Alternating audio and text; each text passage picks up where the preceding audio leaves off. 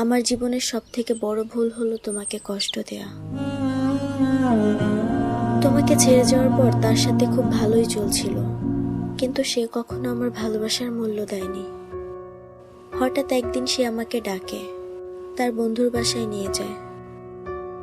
তারপর সে এক পর্যায়ে বলে ভালোবাসার প্রমাণ দেওয়ার জন্য। আমি পারিনি ভালোবাসার প্রমাণ দিতে, যার জন্য সে আজ আমার সাথে নেই। আমি ভুল করেছি, তোমাকে অনেক বেশি কষ্ট দিয়েছি, কিন্তু তোমার মায়াটা আমি এখনো কাটাতে পারিনি। মায়া,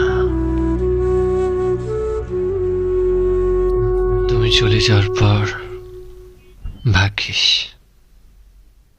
তোমার সাথে কখনো দেখা হয়নি আমার। দেখা হলে হয়তো তুমি আমার চোখের নিচে কালির মায়ায় পড়ে যেতে। তোমার ইচ্ছে হতো ভীষণ যত্নে আমার চোখের নিচে লিপ্ত থাকা কালির দাগ মুছে দিতে।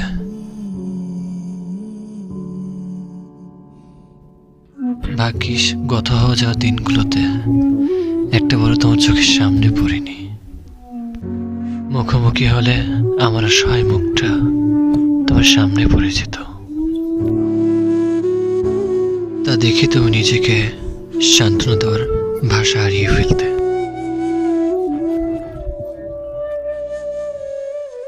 তোমার ইচ্ছে হতো এই অসহায় মুখটার হাসির কারণ হয়ে বারবার ফিরে আসতে। দুজনের পথ আলাদা হওয়ার পর তুমি পিছন ফিরে না তাকিয়ে ভালোই করেছ। যদি তাকাতে তাহলে বুঝতে পারতে তুমিহীনা কতটা বিষাদে প্রতিটি দিন কাটে আমার। তোমার ইচ্ছে হতো সব ভুলে আবার আমার জীবনটা রাঙিয়ে দিতে। সম্পর্কের নাম পাল্টে ফেলার পর ভাগ্যে সেই অবাঞ্ছিত সম্পর্কের স্মৃতিগুলো কখনো মনে পড়েনি তোমার।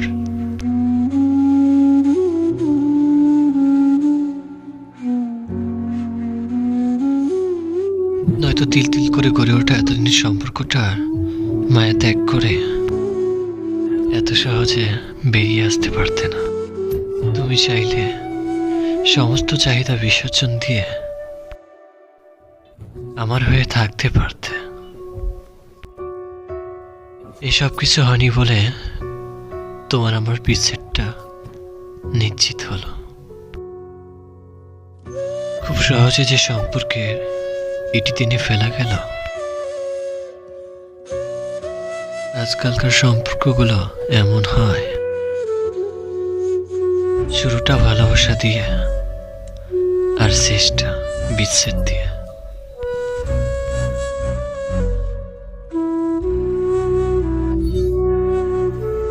মায়া এমন একটা জিনিস, একবার কারো প্রতি চলে আসলে সেটা থেকে আর সহজে বেরিয়ে আসা যায় না।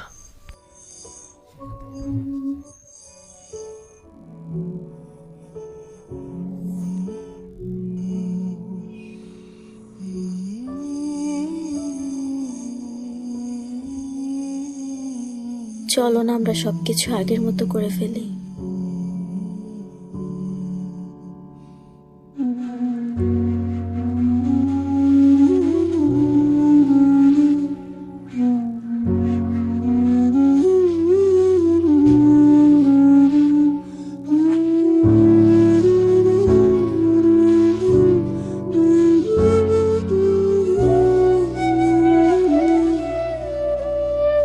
নতুন করে আর কারো মায়ে পড়তে চাই না।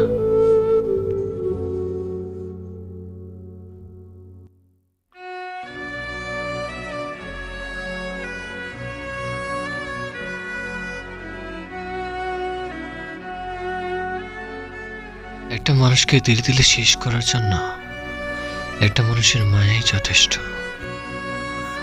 আমরা যাকে সব থেকে বেশি ভালোবাসি তার মায়া ছাড়তে আমাদের খুব বেশি কষ্ট হয়। যে মানুষটা আমাকে একবার ছেড়ে যেতে পারে সে মানুষটা আমাকে 1000বার ছেড়ে যেতে পারে। ভালোবাসা হয়তো একটা সময় শেষ হয়ে যাবে, কিন্তু কারো মায়া কখনোই না।